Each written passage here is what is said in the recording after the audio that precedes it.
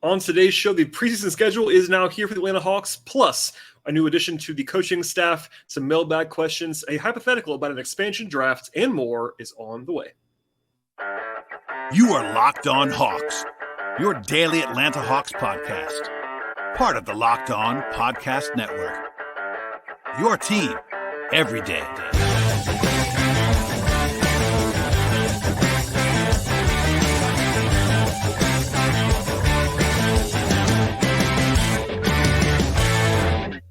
Hello, friends. Welcome to episode 1536 of the Locked On Hawks podcast. I am your host, Rowland, coming to you on a Sunday evening into Monday. And today's show is brought to you by FanDuel Sportsbook, official sportsbook of the Locked On Podcast Network. Visit FanDuel.com/LockedOn right now to get started. Also, at the top of the podcast, I should tell you to make this podcast your first listen here at Locked On Hawks. Please subscribe and check us out anywhere you get your podcasts, places like Apple and Spotify, as well as YouTube on the video side. And I should also plug last week's episodes. We had 3 shows on this feed last week, including 2 with Brian Schroeder on the 2024 NBA draft, and then a sort of a mailbag-driven show at the end of last week on the latest with Pascal Siakam, Clint Capella, etc. Those are definitely still listenable right now, as well as a ton of content over the summer. I know that a lot of podcasts in the NBA space kind of go relatively dark in the summer, and we do not do that on this podcast. We're not doing quite as many episodes here in the dead period, but generally speaking, 3 episodes a week at least across the entire summer, which is busy for sure, but we will be here. We also have a player capsule series that's still very relevant on the Hawks roster with Glenn Willis from earlier this summer, all kinds of stuff on this podcast feed, summer league, draft, etc. And definitely, please, we certainly encourage you to subscribe to this podcast as quickly as humanly possible. On today's show, not a ton going on in Hawksland, but still some news to get to, as well as some mailbag questions, including stuff on the expansion draft, which has been sort of a popular topic in recent days. But first, the preseason schedule is now out for the Atlanta Hawks as it came out at the end of last week. Some backdrop here, October 2nd is the first day the league actually allows players to formally report to training camp. So that's basically when real stuff can happen. You know, a lot of players will be in cities well before that. Some guys have been in Atlanta most of the summer, for instance, but that's when the NBA allows teams to actually formally begin their training camp. October 3rd is the date that camp can actually officially open. So guys can report the day before that, like media days, October 2nd or so. October 3rd is the day that actually stuff can sort of formally happen in training camp. And October 5th is the first day that preseason games can happen. I should say, again, can happen across the league. But the Hawks are waiting a little bit longer for theirs and also playing their first 3 games in the preseason at home, which is interesting in that they don't have to travel for a very long time. And as a reminder, if you missed it last year, of course, the Hawks went to Abu Dhabi last year. And because of that trip, they didn't play a single preseason game in the state of Georgia. Because of that trip, they actually did play in Birmingham. That was the closest game that actually went to that one. A lot of Hawks fans did as well, but no home games last year in the exhibition slate. This year, they are correcting that by having 3 in the city of Atlanta. The schedule is now as follows. Tuesday, October 10th is the first time the Hawks will take the floor in a sanctioned NBA game as against Cleveland, 7:30 p.m. Eastern at State Farm Arena. And then 2 days later on Thursday, October 12th against Memphis, same time, 7:30 at State Farm. And then the third and final home game is actually not in State Farm Arena. It's actually at Gateway Center Arena down in College Park where the Skyhawks play. And that is Saturday, October 14th, a 3:30 afternoon matinee slot against the Pelicans. This game is in College Park, pretty much following a similar model to last year where the Hawks played the Pelicans in that game in Birmingham because New Orleans G League team is in Birmingham and they're returning the favor and playing in the G League Arena down in College Park this time around. It's a lot smaller venue than the sort of arena stadium / venue in Birmingham, but it'll be intimate. Should be a lot of fun, honestly, for an atmosphere game. I would be shocked if it wasn't sold out in a hurry. So if you're trying to get tickets to that, I would certainly recommend jumping on that when they are available. But anyway, should be a fun one in the afternoon there. Also, the first 3 games all at home will be broadcast by Valley Sports Southeast with Bob Rathman, good friend of the podcast, as well as Dominique. And the Hawks Radio Network will have 3 of the games as well, the first 2 plus the first road game. So after that first 3-game schedule happens at home, the Hawks play their final 2 games on the road in the preseason. Monday, October 16th against Indiana. So basically the Hawks play their first 4 games in 7 days, which is pretty aggressive. Obviously, guys don't play their full workload, so not really a huge concern about workload stuff. Like you won't see Trae Young playing 35 minutes a game in the preseason, but still, that'll be interesting. And then they have 3 days off before wrapping up the preseason on October 20th in Philadelphia against the Sixers. By the way, that is the final day that the NBA allows for preseason games. It's October 20th. So the Hawks they're starting later and going all the way to the very, very end of the allowable schedule in the preseason. Also, we'll see about TV stuff for road games. It's always a little bit of late arriving challenges, even for people like me who cover the team. Not always the easiest to find feeds of games that are happening. They're not broadcast locally, but we'll see on that. And then October 23rd, only 3 days later, the Hawks have to set their roster as the entire league does for opening night by October 23rd at 5 p.m. And then things kind of roll along from there. I got a couple questions about this, about why the Hawks are playing 5 games. Last year was more of an outlier that they played fewer games. It's actually funny. When I first started covering the team 10 plus years ago, they were playing 6, 7, 8 games in the exhibition schedule. So 5 is not out of the ordinary at all. It is more than they played last year because they didn't have the huge trip, but no worries there. It's a pretty normal schedule. 3 at home, 2 on the road. And then there is the one sort of caveat in that the Hawks, once they leave town on October 14th, they probably won't be back for at least 10 days because we don't know the schedule at this point, which we'll get into in a second, but they won't be playing at home for 10 plus days in between preseason games and the actual regular season. So as of today, as I'm recording this podcast on Sunday evening, August 13th, we still do not know exactly when the full regular season schedule will be coming out across the NBA. I presume it's going to be later this week. That's where all the buzz is at this point in time, and all of the recent trends tell us that. Once the schedule starts leaking out in terms of like national TV games and opening night and Christmas, etc., usually only a few days after that is the full schedule release. But we do know that Tuesday afternoon, the 15th, is going to be the in-season tournament schedule announcement. So this is a new thing. If you've been under a rock the last couple of months, NBA's have this in-season tournament this year. The group stage games are happening in November. And as a reminder, the Hawks are in a group with Philadelphia, Cleveland, Indiana, and Detroit. So we know which teams the Hawks will play, and then they will play 2 of those games on the road and 2 at home, but we don't know when or the order, etc. They're going to be taking place every Tuesday and Friday in November, other than Election Day. So we don't know just yet when those are going to be happening, but the Hawks will play the Sixers, Cavs, Pacers, and Pistons in group stage games sometime in November. We also know that the Hawks will not be playing on the first night of the season because that sort of leaked out in the last couple of days. Shams Charania, I believe, was the first one to report on both opening night and Christmas. Opening night's going to be Tuesday, the 24th of October. Typical doubleheader there. That's national TV and nothing else. It's Lakers, Nuggets, and then Suns, Warriors. We don't know for sure that there's nothing else that night, but usually that's what happens. They have 2 games on opening night, and that is all. And then typically the majority of the league, not the whole league, but most of the league will open on that Wednesday after that, which will be the 25th. So we'll see. No surprise also here that the Hawks will not be playing on Christmas. I know Hawks fans always want to see that. The Hawks are not one of the 10 teams playing their 5 games. If you remember, the Hawks did have a Christmas game a couple years ago after the conference finals run. That's the only time in recent memory that's happened, though. This year's slate is Bucks, Knicks, Sixers, Heat, Celtics, Lakers, Mavs, Suns, and Warriors, Nuggets. A lot of folks immediately in Hawks land were pointing out that the Hawks were better than the Mavs last season. I would agree with that, obviously. But Dallas has, of course, 2 very famous players in Luka and Kyrie, and that usually is what matters more, the TV draws. Also, 9 of the 10 teams this year, from last year, are going to be returning. So only one team is changing, and that's actually Miami replacing Memphis. So they're basically just running it back. And there are 3 teams, Memphis, Cleveland, and Sacramento, that all won 48 games or more last year and did not get Christmas games. So I don't think the Hawks are going to be next on the list anyway, but there you go on that.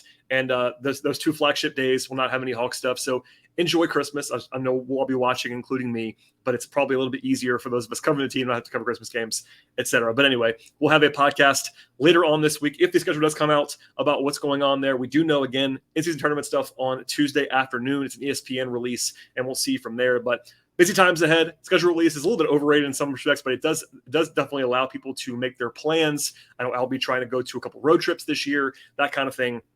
And we'll all have our pencils out when the schedule is announced later this week, hopefully, if you are a fan of the NBA.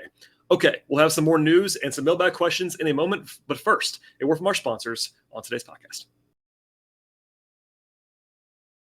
Today's show is brought to you by FanDuel. Football season is about to kick off. Of course, FanDuel is about giving you the chance to win all season long because right now, when you bet on the Super Bowl winner, you get bonus bets every time they win during the regular season. Just pick any team to win the Super Bowl. You get bonus bets for each and every victory that they have during the course of the year.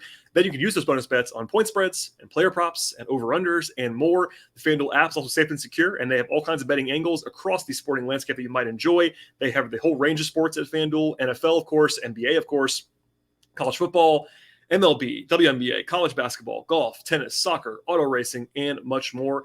And there's no better place in the entire world to find all the football and basketball action than America's #1 sportsbook. Visit FanDuel.com/lockedon. That is FanDuel.com/lockedon and start earning those bonus bets right now. Yes, right now.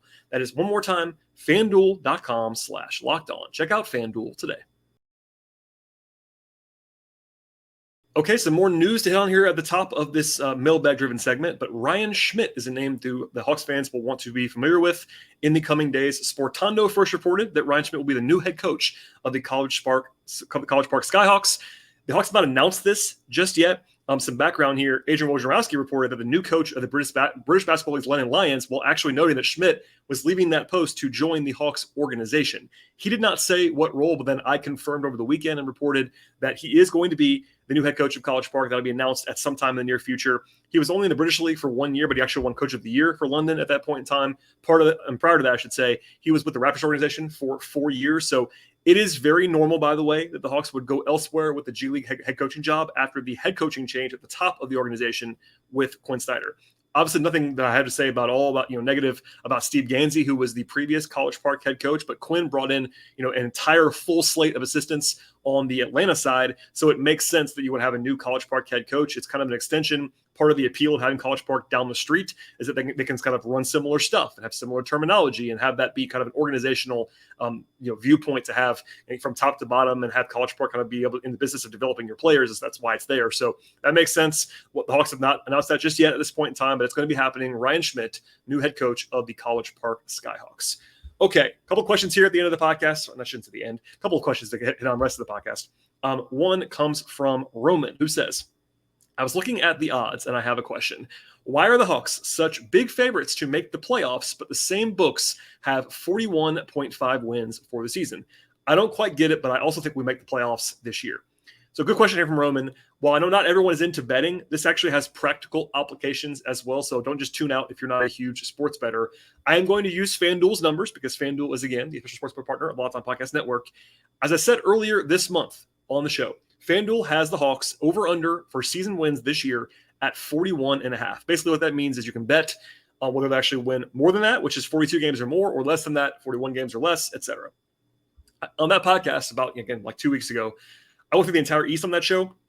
As a reminder, though, the Hawks have the 7th highest win total projection in the East. There's a key point in answering this question. So there's kind of a clear top 5 in the odds at this point in time. That is Boston, Milwaukee, Cleveland, Philadelphia, and Miami. Then they have a small tier break down to New York at number 6, and another small tier break down to Atlanta at number 7 at 41.5 wins. After that, there is a clump of 5 teams between 36.5 and 37.5. So between 4 and 5 wins below the Hawks on the pecking order. That is Brooklyn, Indiana, Toronto, Chicago, and Orlando in some order. So with that out of the way, FanDuel has the Hawks right now as minus 210 favorites to make the playoffs and plus 165 or so to miss the playoffs. So to remove the betting context for everybody else, that line implies that the Hawks would have a 67.7% chance to make the playoffs, which of course is about roughly 2/3 of the time. Again, 67.7% chance to make the playoffs if you believe those odds are quote unquote true. The question from Roman, though, makes perfect sense because how would a team make the playoffs 2/3 of the time and only have a 41.5 win projection? It's a pretty logical question, and that's why I picked it.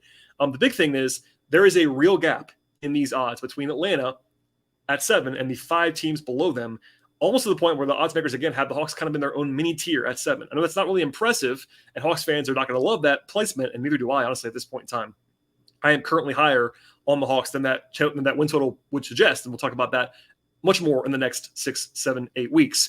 But if you just said, okay, assume the Hawks are the 7th best team, which I'm not even saying, but assume that for right now, their chances of making the 8-team playoffs in the East, which is what these odds are asking, are pretty solid because the same book, FanDuel, has 5 teams below them, at least 4 games below them in the standings. So I'm going to actively avoid the super nerdy gambling answer on the fact that these 2 teams are different, these 2 bets are different markets, playoffs versus win totals. There is a more gambling focused answer to this question. But anyway, the simple thing is that the Hawks are seen by these betting lines as pretty solidly better than the teams below them. Again, that's Orlando and Toronto, et cetera.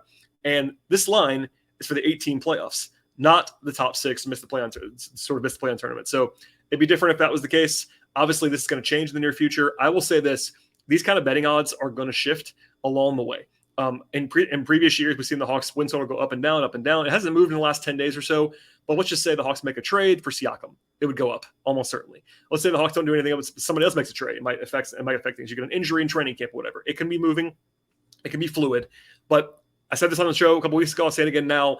I am going to have the Hawks well over that projection, barring anything different with regard to trades or injuries, etc.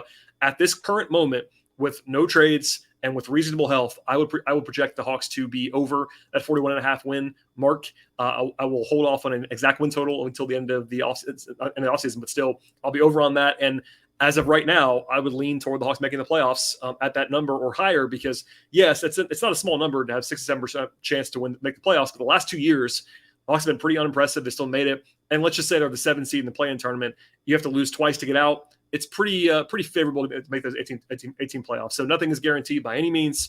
But to answer the question in full, that is the reason why the books have a little bit different incentives on that stuff. But you can win 42 games. And honestly, if the Hawks were to win 42 games, I would guess that's enough to make the playoffs. I wouldn't project that's the win total, but let's just say they win 42 games. That's where they have been the last 2 years. That's probably enough at this point in the Eastern Conference, which makes it a little bit more interesting to evaluate these numbers at this point in time.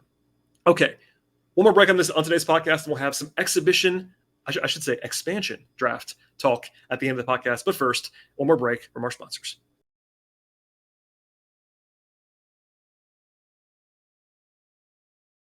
All right, question from MJ Heights on Twitter. With all the NBA talk of expansion, who are the 8 players that the Hawks would protect?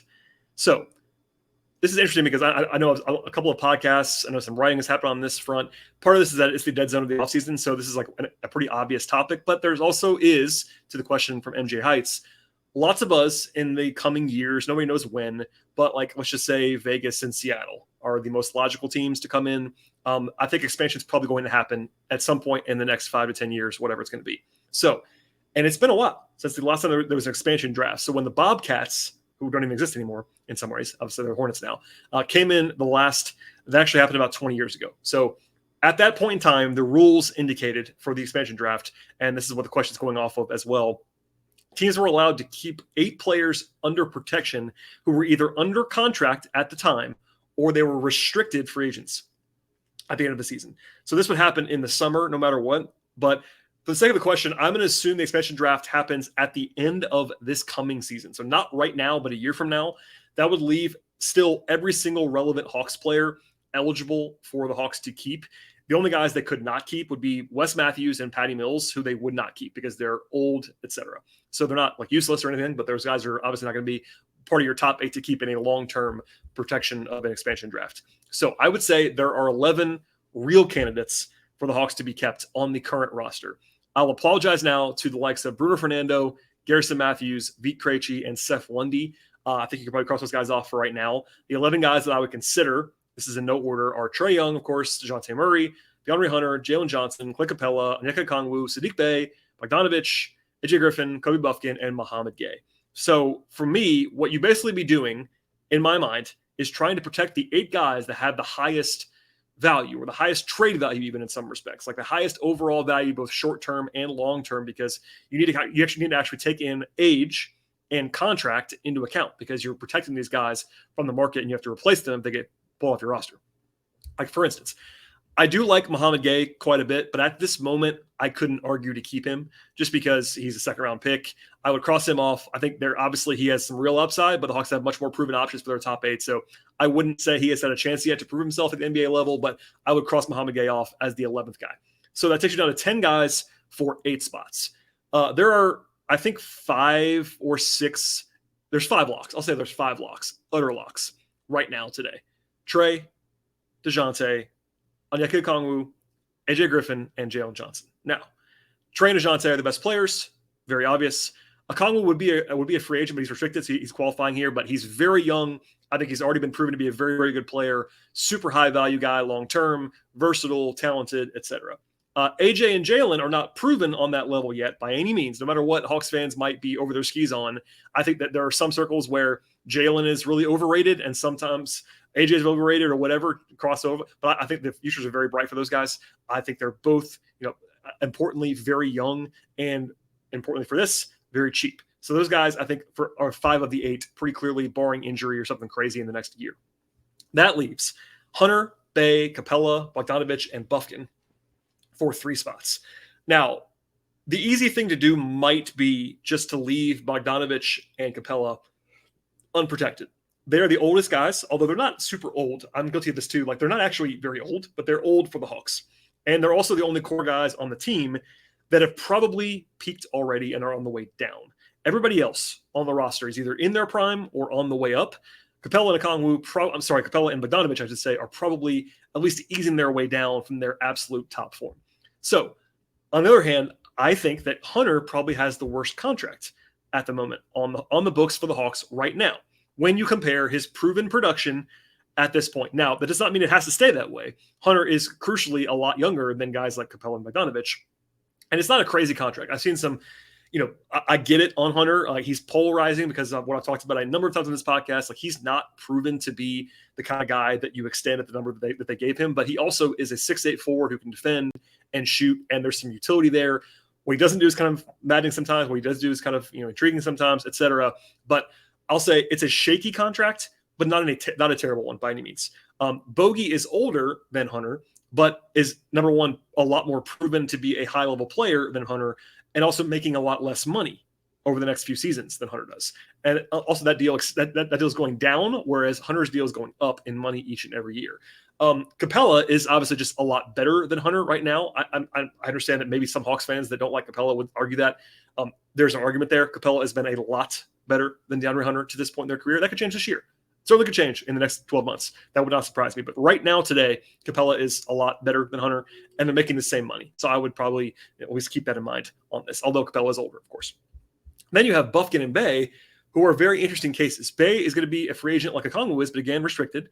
But he isn't the same level of like future asset that Okongwu is from the same draft class. Like, he is, though, a proven rotation guy who really helped the offense this year when he arrived. The shooting is really valuable on a 6'7" forward with some bulk. Like, it would be very helpful to know what his next contract is going to look like to make this choice, but we don't know that right now. There's a chance that he gets overpaid. That might happen. That would hurt in terms of the value proposition, but we probably won't know that between now and then. Then there's Bufkin, who they just drafted, who I think was a good draft pick. I like that pick a lot, but he's a lot less proven than even AJ or Jalen is, because AJ and Jalen have played at the NBA level and impressed at times at the NBA level. What's Bufkin right now on August 13th has not done that. So you're taking a leap to keep him. I'm not saying you don't, but because he is cheap and he is under control, and I like that pick a lot, but there's some uncertainty there that you can't really match with anybody else in that top 10. So ultimately, I think I would just keep Bufkin and Bay, because contract wise and age wise and all of that stuff, value wise. And then I think you're picking one of Bogey, Hunter, or Capella to protect. And by the way, there's no guarantee that they get picked off in this expansion draft, but I think that, in a vacuum a year from now, that's what I would do right now. It's still close. As much as it pains me, I don't think you can keep Capella because you have Okongwu. And because at that point, a year from now, crucially, Capella will only have 1 year left in his deal. That's important to keep in mind, because again, this is future value. This is contracts matter. This is age matters. And Capella will be a year older and only one more year left on his contract. Plus, again, you have Okongwu. So I think you probably have to cut Capella, or at least not protect Capella in this instance. Then we're choosing either Bogey or Hunter. And honestly, this is really, really challenging. Again, Bogey is the better player right now by a pretty huge margin on offense. Obviously, better.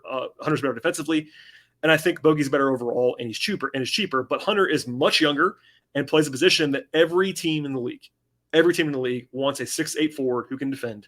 That does matter. So I think this is kind of a cop-out. I think it would depend on how this season went. If Hunter was the same guy or worse or got banged up, I think that you probably keep Bogey. And especially if Bogey is able to stay healthy and productive. If Bogey gets banged up or the knee is an issue again, or Hunter makes a leap, which might happen, then you keep Hunter. So I think it's a pretty fascinating discussion. That's kind of all my thoughts right now. This is a year in advance. Nothing is very clear.